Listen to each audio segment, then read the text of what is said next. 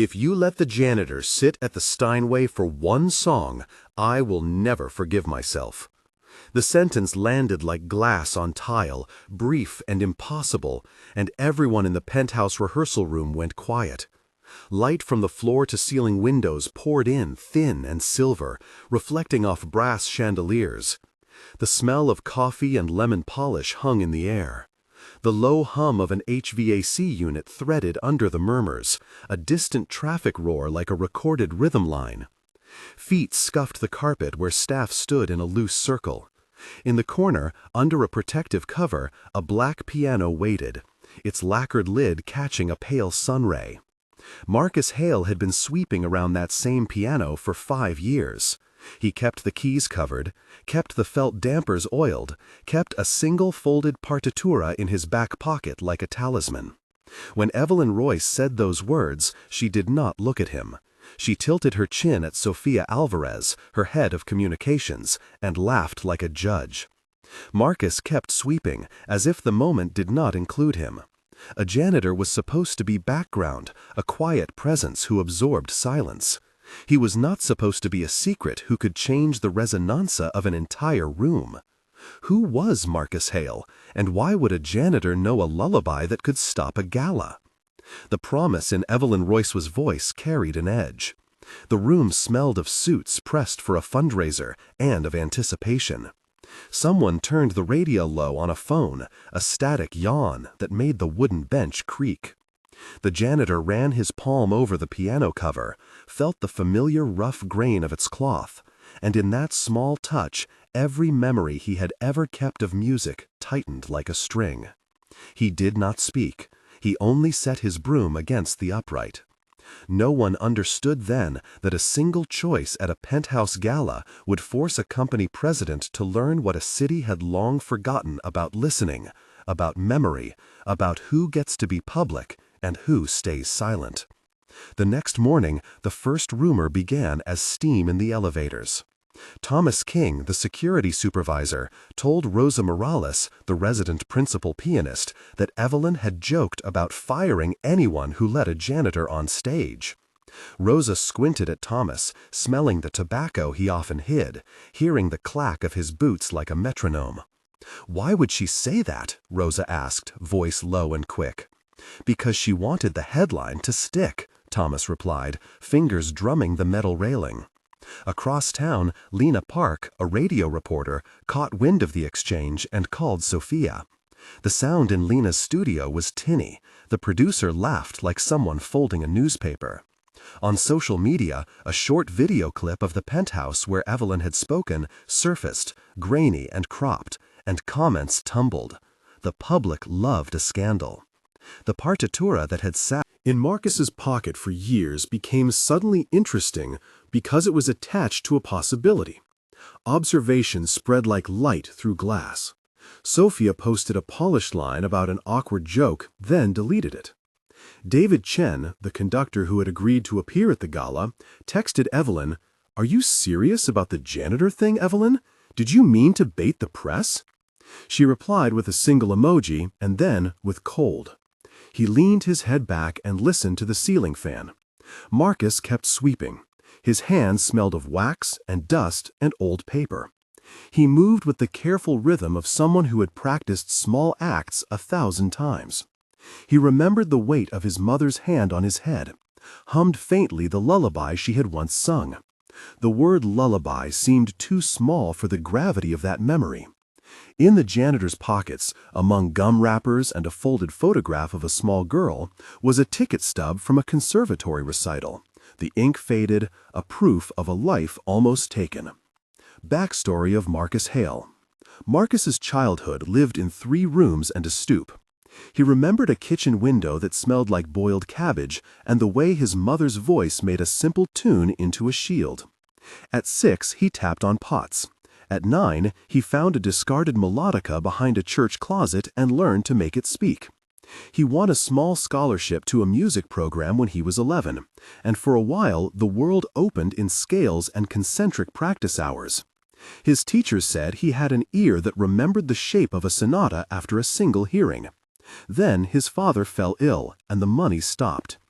Marcus chose nights over practice to lift and haul, to work warehouses and to sweep theaters so that his sister could eat and his father could see a doctor. The conservatory letters went unanswered. He saved a single partitura folded into a pocket like contraband, and he carried his mother's lullaby in his throat. Marcus never stopped listening. He learned to hear what people tried to hide. The city taught him to turn himself into sound-absorbing panels so no one would notice that he existed. By the time he became the janitor at the Royce Cultural Center, he had a body of work that no one measured. Adults tutored for free, a boy who learned scales from him in a stairwell, a woman who came to play when the hall was empty and left with a steadier step. His past was a quiet ledger of small rescues, and the piano was both the instrument he missed and the symbol of what he had lost and what he still hoped to find. First contact and revelation. On a rainy afternoon that smelled of wet concrete and ozone, Rosa came to the storage room with a cart of sheet music. The sunlight pressed through lattice-like lines. On a score. Marcus was polishing the piano, the partitura folded in his pocket. He looked up and saw her reflected in the instrument's lid. Her shoes clicked in the doorway. They exchanged names. Dialogue opened like a duet, and neither of them planned the tempo. "Marcus," Rosa said. She kept her voice low to protect the quiet. "You keep this place immaculate." "Thank you," he answered, fingers lingering on the key's cover. "It's the least I can do. The piano deserves it." "Do you play?" she asked, a question edged with protocol and curiosity. "I play when no one's listening," Marcus said, "and sometimes when someone insists." Rosa smiled, a small curve. "You sounded at the gala, or you would have if it had been decided differently." Marcus inhaled the scent of lemon oil. "I was never invited." "Then why do you know this lullaby?" she asked, tilting her head. "You hummed it in the basement last week. It stuck to the pipes." He laughed softly, the kind of laugh that carries both amusement and a fragile apology. "My mother sang it. It keeps the ghosts away." "Which lullaby?" she insisted. "Sing for me." He hesitated, then let the melody slip, the notes quiet as dust motes. Rosa listened as if measuring fabric. When he finished, she did not applaud. She only touched the partitura he carried. "Why do you have this?" she asked, fingers trembling. "It was never mine to keep, but I could not leave it behind," Marcus said. "It reminds me of a life I almost had." They argued gently about protocol, about the impossibility of a janitor on the roster, about whether anyone would believe a story where a background worker could hold the center of a performance. Their dialogue moved in waves. It built trust. Marcus told a condensed story of the conservatory ticket, of nights spent in warehouses and mornings sweeping the stage before rehearsals. Rosa revealed for the first time that she had felt something shift in the room when he sang, that the house air seemed to breathe in tune. A conductor like David could arrange a program, but he could not explain why the partitura hummed in Marcus's hands. Rosa set the folded sheet music on top of the piano and said, "If we can get you one rehearsal, I will stand with you." Their exchanges numbered more than 10. They negotiated fear and possibility. They described textures aloud. The satin of a dress, the sting of stage lights, the cold brass of a chair rail. They added details about the gala that made the plan feel risky and human. Each dialogue line carried toward the idea that something private could become public, and that the janitor might be the key to more than a novelty. Marcus agreed to come to a closed rehearsal. Rosa promised to cover him if Evelyn found out. They both knew that the resonanza of music can rearrange a room and, perhaps, rearrange a life. Observation and curiosity spreads word trickled. Thomas spoke to Lena, and Lena posted a friendly question about who the janitor really was. The public reacted, comments layered like wallpaper. Mateo, a volunteer who ran a local youth program, wrote a piece about the center's hidden workers, naming Marcus specifically. A small community, people who had seen him teach in stairwells, began to coalesce online. The conversation was peppered with sensory notes. People recalled the smell of the rehearsal room, the small sound of pages turning at midnight, the stale coffee cups near the green room. A public that loved redemption stories smelled opportunity. Evelyn saw the online stir and felt irritation bloom as a metallic taste at the back of her tongue. Her penthouse maintained a distance like a stage curtain. She was used to controlling what the public could see. CTA for comments. We know you feel this. If a song has ever changed the course of your day, tell us in one line which song and why. Share a memory of a melody that reached you at the exact moment you needed it. Your comments matter because they let us build a map of small mercies and big chances. If you grew up with a secret lullaby, or if a stranger once taught you a chord, write it down. Every comment helps someone else feel less alone listening in the dark. Now, keep reading to see what happened when the center decided to test a rumor. Revelation, partial and first public contact. The closed rehearsal happened on a Thursday where rain tiled the windows with uneven glass. The sound of water on the exterior wall became a soft percussion. David Chen arrived with an old baton, the wood polished by years of use. Rosa sat at the bench, and Marcus stood beside the piano as if accepting a fate he had always been preparing for. The room had 6 to 7 descriptive sensory markers that made the scene dense. The velvet of the curtains, the tang of lemon oil, the smell of rain, the weight of the bench, the metallic taste of nerves, the faint musk of old paper, the low shiver of the building's foundation when a truck passed outside. Dialogue in this rehearsal was detailed and long as they tuned tempo and expectation. "Marcus," David said, eyes narrowed kindly, "we will start slow, breath with the phrase." "I will," Marcus responded, feeling the keys beneath his fingertips like familiar ground. "Tell me when I am too loud." Rosa leaned forward. "Remember the breathing we practiced." "You will have support," she added. "The cello will cushion the line." "Where is the partitura to lead me?" Marcus asked, voice steady as a metronome. Rosa set the page, and their hands brushed. "It will sit where it always sits. We will make room." They spoke of silence and how it is not emptiness but breeding ground for attention. They talked about memory and how melodies recover things names cannot hold. The exchanges flowed at length. Marcus remembered his mother's way of pressing notes under words. Rosa described the texture of the audience's breath. David calculated the number of measures between heartbeats. Thomas worried about logistics. The dialogue reached 12 exchanges and then some. Each line layered human reactions and small acts of trust. Marcus played the first bar, and the room inhaled, as if the building and the people in it were listening together. Organization of conflict. The gala and the failure. The gala night arrived with a city sky washed the color of pewter candles. The Fundación banner hung across the hall, letters tall and careful. The hall smelled of expensive perfume and warmed elaborate hors d'oeuvres.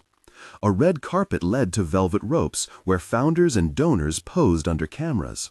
The piano sat center stage, glittering. Marcus had been promised one song, a short lullaby, a test to see if the public reaction would be gentle. The tension around that promise grew like pressure through a pipe. In public, the dynamics shifted. Evelyn understood she could control narrative or be controlled by it.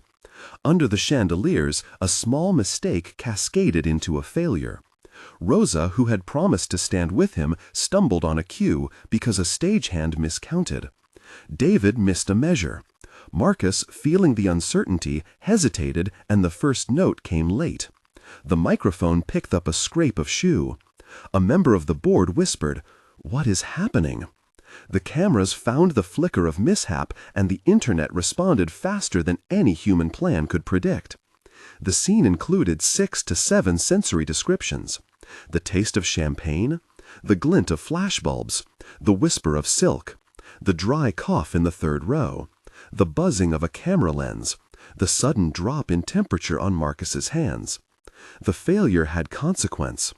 Evelyn's face hardened like a mask. The crowd felt embarrassed. Some laughed with polite cruelty.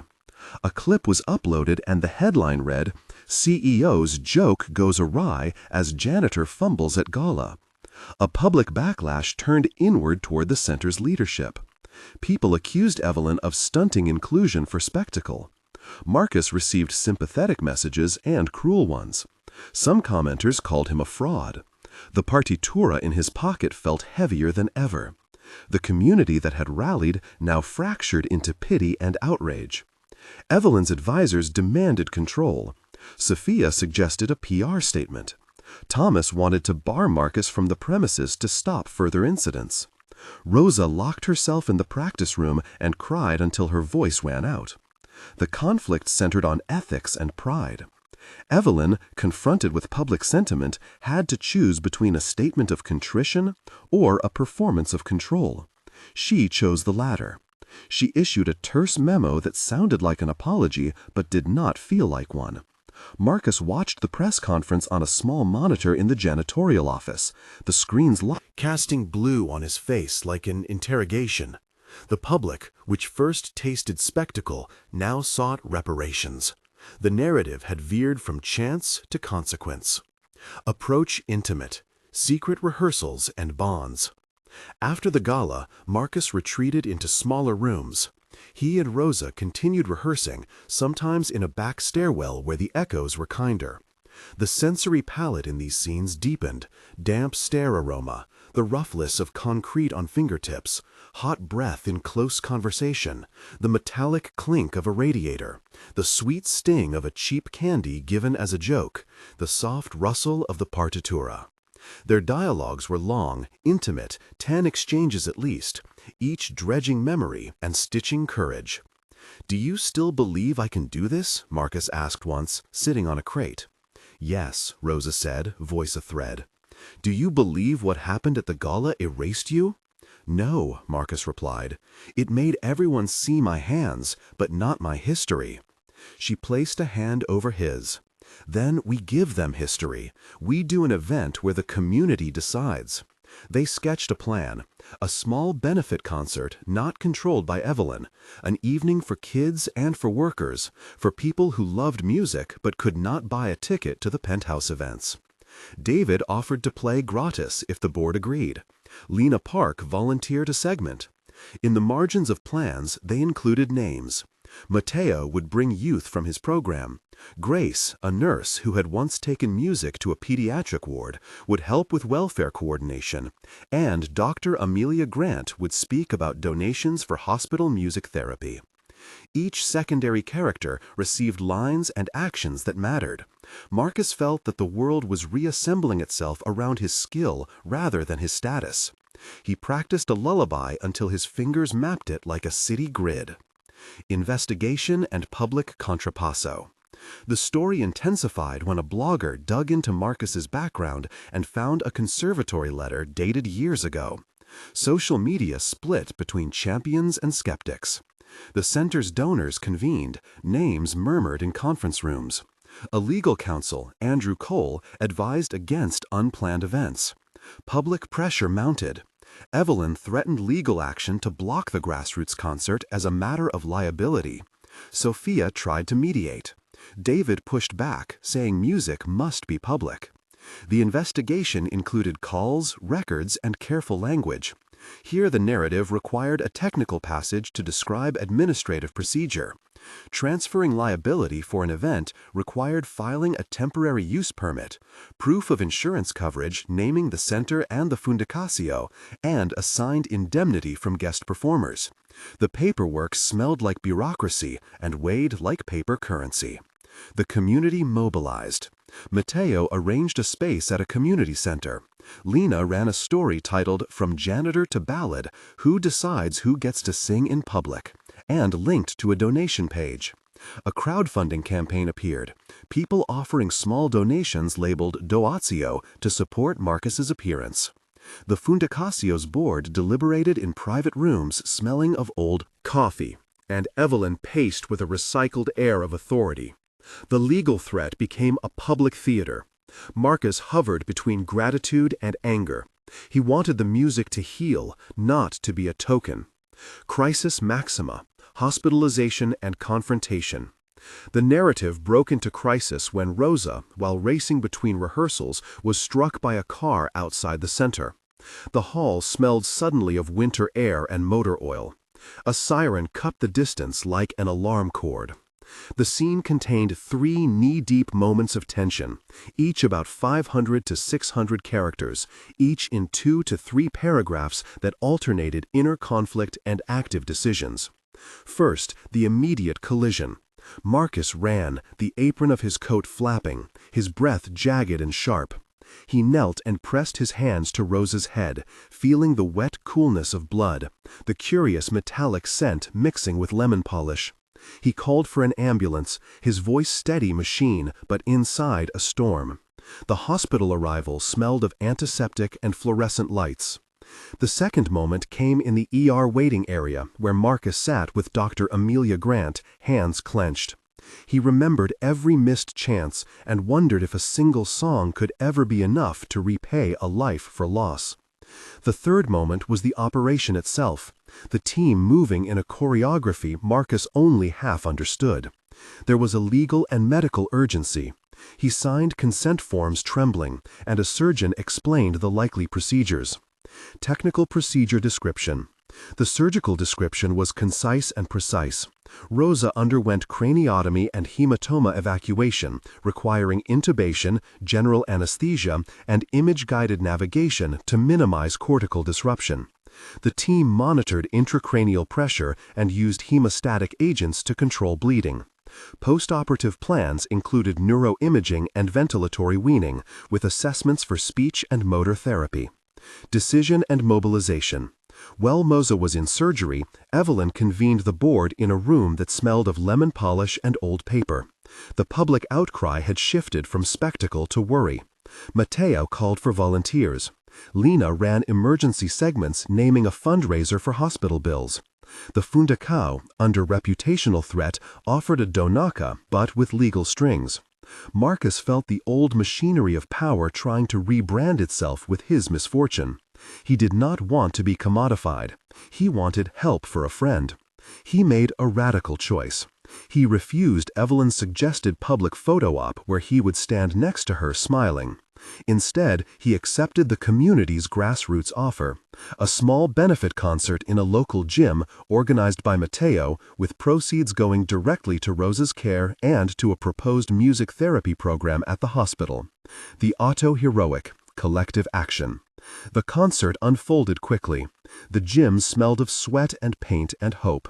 People brought folding chairs. Marcus took the piano out of storage, carried by hands that included janitors, parents, teens, and an old teacher named Sylvia who had once told Marcus that music is an act of reciprocity. Each person had. David conducted. Rosa's students offered pieces. Grace stood by a table with a donation box, labeled Fundacao in smaller letters and Doacao in bigger handwriting. Dr. Amelia Grant offered updates on recovery in between songs. The community of 8 named characters moved like a single organism, each action precise and human. Evelyn, seeing the pictures and hearing the online stream, tried to reclaim the narrative. She offered a corporate donation, only to be told by Marcus that the money would go through a community trust, not through her PR channels. That public refusal changed something in the air. It shifted the conversation from spectacle to agency. Resolution and radical act. A public renunciation. The Fundacao board met and voted to support the community trust with an initial matching grant, contingent on restructuring the gala format. Evelyn, who had underestimated the janitor, found herself asked to cede program control. She had to decide whether to sponsor or to suppress. For a private woman used to steering narrative, letting go felt like a loss. At the meeting, she stood, voice measured, and stepped down from project leadership. Her resignation from program oversight was an unusual act that resonated publicly. It allowed the community trust to hire Marcus as a paid outreach musician and to fund a hospital music therapy pilot that Dr. Amelia Grant would oversee. The act was both symbolic and practical. A janitor who had once been invisible now received a role with salary and dignity. Moments of tension in full. 3 excerpts. Moment 1. Marcus sat alone in the janitor's closet and let a melody wind through him like steam. He kept thinking of the gala comedy and the way cameras turned human error into spectacle. He felt rage and shame braided together. He had to choose whether to accept pity or to demand justice. He breathed and decided on neither pity nor spectacle. He would ask for direct support for Rosa and for a program that would help children like he had been. Moment 2. The ER corridor hummed with fluorescent light and harsh whispers. Marcus watched the door where Rosa lay and imagined every possible outcome. Fear made his hands clumsy. He pulled out the folded partitura and smoothed it until the edges shone. The paper was small witness to his promise to himself not to be erased. Moment 3. When Evelyn offered a staged photo op to show corporate compassion, Marcus said no. The refusal felt like a small defiance and a large act. It carried risk because it might lose corporate funding. It also carried dignity because it refused to let a person's suffering be an asset for someone else's brand. Resolution and the concert that changed the narrative. The benefit gym concert raised more than expected. The live stream garnered donations labeled "Doa Cow" with messages that read like prayers and like receipts. People in the audience ate boxed sandwiches and listened in close silence when Marcus played the lullaby. The song landed, and the public reaction was not spectacle but reverence. Rosa woke from surgery days later with a fragile smile and a memory that came back note by note. In that moment, memory proved not an abstract concept but a rescue rope. The reflection of the protagonist, Marcus, realized in the quiet week after the event that talent had always been an instrument that could be used for self or for others. He had learned to keep his gifts tucked away so they would not be bought. The new role the community offered him allowed him to teach, to play for hospitalized children, and to be paid. He felt an odd combination of relief and responsibility. He thought of his mother's hands and of the little girl in the photograph he kept near the partiture. He thought of the way a melody can mend what words cannot. Epilogo temporal. 1 month later, Marcus had a weekly slot at the hospital pediatric ward. The room smelled of antiseptic and warmed baby blankets. He played short lullabies, not as performance, but as work. The hospital recorded decreases in agitation among children during music sessions, and Dr. Amelia Grant began to recommend the program officially. Mateo's youth choir visited once a week, and a nurse named Grace, who had quietly organized caregiver support groups, came to every rehearsal. The Fundacayo transferred an initial matching sum into the community trust, and posted a modest statement acknowledging the role of grassroots organization. People in comments wrote about their own memories, and the story moved from news cycles into personal correspondence. Marcus set up a small lesson plan for children who could not afford lessons, and his days filled with fingerprints on keys and the scent of crayons, not with headlines. 3 months later, the small trust had become an official nonprofit. The board included Marcus as a voting member, Rosa, who had recovered mobility, though she still had therapy weeks ahead, Dr. Amelia Grant to oversee clinical partnerships, Mateo for youth outreach, Lena as media liaison, Sylvia as community elder, and David as artistic director. Rosa resumed playing in limited capacity and often sat beside Marcus when he led sessions. The public attitude shifted from curiosity to support. Donations continued at a steady trickle. The Fundacayo restructured its gala to include community seats and transparent allocation of funds. Evelyn, in public interviews, spoke of lessons learned, and while some cynics claimed PR strategy, others listened to the follow-through. Marcus began to teach partitura basics to kids in after-school programs. He watched them learn to read music as they learned to read themselves. The word esperanza surfaced often in messages left on the donation portal, and the staff printed a small plaque in the lobby that read, "For those who listen." 6 months later, the movement had grown into a program that placed musicians in hospitals and community centers across the city. The nonprofit ran a pilot that documented measurable improvements in patient mood and caregiver stress. Dr. Amelia Grant published a short paper on the outcomes using qualitative interviews and basic mood scales that hospital administrators could understand.